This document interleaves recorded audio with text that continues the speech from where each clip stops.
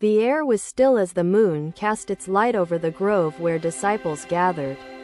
Buddha sat under the Bodhi tree, his serene gaze meeting mine, inviting me into silence. "Do you feel the weight of what you carry?" Buddha asked, his voice calm yet piercingly direct. I hesitated, unsure of how to answer, as memories of my past clung tightly. He continued, "Each thought, each fear, is like a stone in your bag. You believe this bag defines you." His words struck deeply, unearthing emotions I had buried. Buddha gestured toward the ground. "Place the bag here," he said, "and rest for a moment." I imagined myself holding an invisible burden, as his calm presence encouraged me to release it. "You think the bag is full of treasures," Buddha said, "but examine it carefully. Do these stones serve you?" As I closed my eyes, his voice guided me. "Each stone represents something you are unwilling to let go of," he said with gentle authority. "Can you name a stone?" I spoke of my fears, my attachments, and the desires I could not fulfill. "Each stone," he said, "is an illusion of self. When you hold on to them, you forget your essence." Buddha reached for a small pebble, holding it between his fingers. "Observe this," he said. "It is the weight you choose to carry." He placed it down with deliberate care. "Now, imagine setting each burden aside. One by one," Buddha continued. "Does your heart feel lighter?" A profound stillness filled the grove as his words unfolded like ripples in a pond. "Letting go," he explained, "is not abandonment but liberation. You free yourself, and in doing so, see clearly." I looked at him, my heart heavy with questions. "But what if these stones are all I know?" I asked. Buddha smiled softly. "This is not your prison," he said. "Your prison is believing that these stones define you. Awakening happens here and now, unbound by years past or days ahead, anchored in the richness of the present. Every moment is a doorway leading to understanding. Every step a journey closer to the timeless truth within you. The winds take them, and the trees remain. Why should you hold on to what no longer nourishes you?" His words resonated deeply, planting a seed of understanding. "Letting go," he said, "is not losing yourself but finding the space to grow anew." I breathed slowly, imagining my burdens dissolving, as if they were clouds swept away by the wind. "Consider the river," Buddha said. "It flows, carrying what it must, leaving no trace of its passage behind." His metaphor awakened an inner clarity. "Do you wish to be like the river, ever flowing and free?" he asked. My silent nod felt like the first step on a new path. His voice softened, yet its impact grew stronger. "The stones are not your enemy," he said. "Your attachment to them creates the illusion of suffering." I sat in reflection as Buddha spoke further. "Can you release what was never truly yours to begin with?" he asked. The disciples around us listened intently as Buddha continued, his gaze meeting each one of ours. "Release is not rejection," he said. "It is the act of choosing to walk unbound by unnecessary weight." The metaphor of the bag and stones remained vivid, a symbol I would carry beyond the grove. "Each of you," Buddha said, addressing us collectively, "must examine your own burdens and decide when to let them go." His words brought a collective stillness, as if the entire grove held its breath. "Letting go," he reiterated, "is the first step toward knowing your true self." He leaned forward, his eyes reflecting compassion. "Do not fear emptiness," he said. "It is not void but space for wisdom to enter." The disciples leaned in, drawn by the simplicity yet profundity of the Buddha's words. As if time itself had paused to listen, the Buddha spoke again.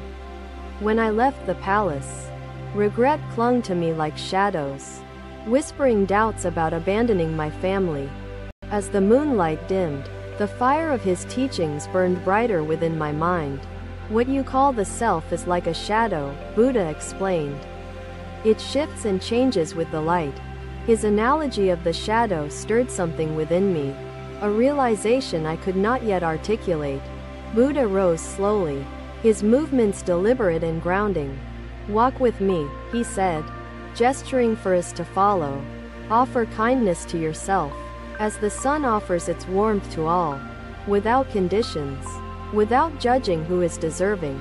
Compassion is the antidote to regret, a balm that soothes the wounds left by thoughtless actions and awakens love within the heart." Each step is a moment to release, to let go.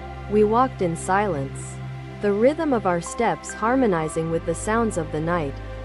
The disciples watched as the monk's face softened, his shoulders loosened, as though the weight of his regret had begun to dissolve. The Buddha continued, "Time does not condemn, it offers itself freely, patiently waiting for us to recognize its infinite presence." His words reminded me of the interconnectedness of all things, a truth I had long overlooked. Buddha paused near a stream, its gentle current reflecting the starlit sky. "Do not lament years spent wandering," the Buddha said, "for even the wandering teaches us the value of the path we seek. The bird does not curse the storm for scattering it, but uses its wings to find shelter and soar once again." He cupped his hands, lifting water briefly before letting it fall back into the stream. "Clinging," he said, "is like trying to hold this water. It slips through your fingers, leaving only emptiness." His demonstration resonated deeply, an image I would carry long after. "Yet in this emptiness," Buddha added, "there is freedom, a connection to all that is." The air grew cooler as dawn approached, painting the horizon with hues of orange and gold. Buddha turned to face us, his expression serene yet resolute. "This moment," he said, "is all you truly possess. To cling to the past is to deny its beauty." He gestured toward the rising sun. "Each day is a gift, a reminder to release yesterday and embrace the present fully." Buddha's teachings felt like sunlight breaking through the darkness of my thoughts. "Can you let go?" he asked, "and walk forward unburdened, like the river flowing freely?" The words lingered in the air as silence enveloped the grove. Each of us sat in quiet reflection, absorbing the depth of his wisdom. The journey of letting go felt both daunting and liberating, a paradox that mirrored life itself. Buddha spoke once more, his voice carrying the weight of timeless truth. "Letting go," he said, "is not an end but a beginning. It is the path to awakening." As his words settled within me, I felt a shift, a subtle yet profound change in how I viewed myself. The grove seemed to breathe with us, a sacred space where transformation felt possible. "You are not alone," Buddha said, his eyes meeting mine again. "Each of us walks this path together, yet each step is uniquely yours." The disciples began to rise, their expressions reflecting newfound understanding. I remained seated, my heart lighter, my mind clearer. The river flows without holding to a single rock, always moving, always present, guided by the contours of its path. Be like the river, my disciples, flowing with life, accepting change, embracing each moment as it comes without resistance. "Let go," he had said, "and you will find yourself reborn, free to embrace life as it is." The journey had only just begun, a journey shaped by the profound simplicity of letting go. "Clinging," the Buddha said, "creates suffering, for it disconnects us from the truth that every moment contains boundless potential for awakening." Let go of fear, and see time not as a line but as a circle, infinite and ever-present, encompassing all. "Today we reflect on balance," Buddha said, his voice steady like a flowing stream. I observed Buddha closely, the wisdom in his gaze anchoring me as he spoke. "Life sways between extremes," Buddha began, his tone measured, one path drenched in indulgence, the other drowning in deprivation. "Do these extremes liberate you?" The disciples looked at him with curiosity, their eyes searching for answers within his words. Buddha continued, his steps deliberate as he paced slowly. Observe the leaves, the Buddha said. How they dance freely, unburdened by yesterday or tomorrow. Connected solely to the present's embrace, the disciples followed his gaze to the leaves. Their movements light and effortless, carried by the gentle wind without resistance. The sunlight filtered through the leaves, casting patterns of light and shadow upon the ground where we sat. He paused near a slender sapling that leaned toward the sunlight, its fragile trunk swaying gently. Observe this sapling, Buddha said, gesturing toward it. Too much sun will scorch its leaves, while darkness denies its growth. It thrives through balance. His analogy lingered in my mind as he knelt before the stream, its gentle current reflecting the sky. The stream flows neither too swiftly nor too sluggishly, Buddha observed. Its rhythm sustains life within and around it. His words felt like ripples on the water, carrying meaning far beyond the surface. Extremes are prisons, Buddha explained, his gaze turning toward me. They trap you in cycles of suffering, denying the freedom of balance. His statement stirred deep reflection within me, as I recalled moments where extremes had governed my choices. Buddha reached into the stream, lifting a single droplet on his fingertip. This droplet holds the essence of life, he said. It exists because the stream flows in equilibrium. His demonstration connected his teachings to the rhythm of nature, awakening a sense of interconnectedness within me.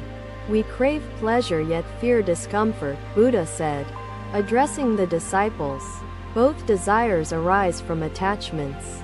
Balance dissolves these cravings and frees the spirit.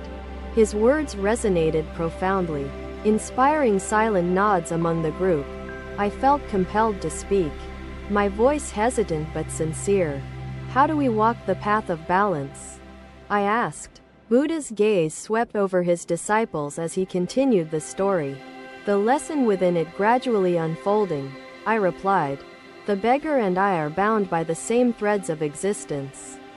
It begins within, where balance resides, hidden beneath the noise of extremes. The disciples listened intently as Buddha expounded further. Balance is mindfulness, he said. It is the ability to embrace each moment fully without grasping or resisting.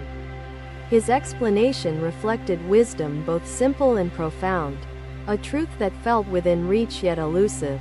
Buddha's voice carried a calm yet unyielding conviction. Each breath you take reveals balance, he said. Inhale and exhale, neither too much nor too little. His meditation on the breath felt tangible, as I became aware of the rhythm within my own body. He extended his hand, holding a small bowl of water. Drink, Buddha said, offering the bowl to me. Quench your thirst, but stop when satisfied. Balance lies in recognizing enough. The act of drinking the water became a meditation, each sip deliberate and mindful. As the sun sets and rises, Buddha said, gesturing to the horizon, it marks balance between light and darkness. His connection to the natural world reinforced the universality of his teachings, bridging the realms of the inner and outer. Buddha turned toward the grove, addressing us as a collective. Balance, he said, is not imposed but discovered. Together, small acts form the foundation for profound change. Buddha gestured toward the forest, a living example of interconnectedness. Each tree supports the ecosystem. Similarly, compassion nurtures collective well-being. His teachings encouraged his disciples to embrace compassion as a guiding principle, a source of strength and renewal. Too much fuel suffocates the fire, while neglect extinguishes it. Balance sustains its warmth. His analogy illuminated the teachings, demonstrating that balance permeates every facet of existence. Can you feel the flame within you? Buddha asked, his voice steady and grounding. The discussion deepened as Buddha elaborated on the practice of compassion and its transformative potential in daily life. Compassion requires mindfulness, Buddha said. Be present. Observe suffering without aversion. Extend kindness without expectation of reciprocation. A disciple asked, "Master, how do we balance compassion with self-care, ensuring we do not deplete our own strength?" Buddha acknowledged the concern. Balance arises from wisdom. The middle path, Buddha said, his voice fading into the night, is liberation from extremes, where suffering dissolves and harmony emerges. Another day, another moment of introspection filled the grove, as Buddha guided his disciples under the timeless canopy of the Bodhi tree. His presence was steady and transformative, carrying with it an aura of clarity and compassion. The essence of rebirth, Buddha began, his voice resonating like the gentle waves of a calm sea. As a return to truth, his words drew attention to the collective silence, enveloping each of us in profound reflection. Rebirth, Buddha continued, is not merely a cycle of life and death but the awakening of the spirit within each moment. His disciples listened intently, their expressions mirroring the hunger for wisdom that brought them to the grove. Buddha gestured toward the flowing stream, its current unbroken and free. The stream, he said, reminds us of continuity and change. It flows, yet never remains the same. I pondered his analogy, feeling its significance seep into my thoughts. Buddha knelt by the water, scooping a handful into his palm. This water, he said, represents impermanence. It cannot be held forever. Yet its essence continues in the stream. Sariputta glanced at the valley below, its rivers winding like threads.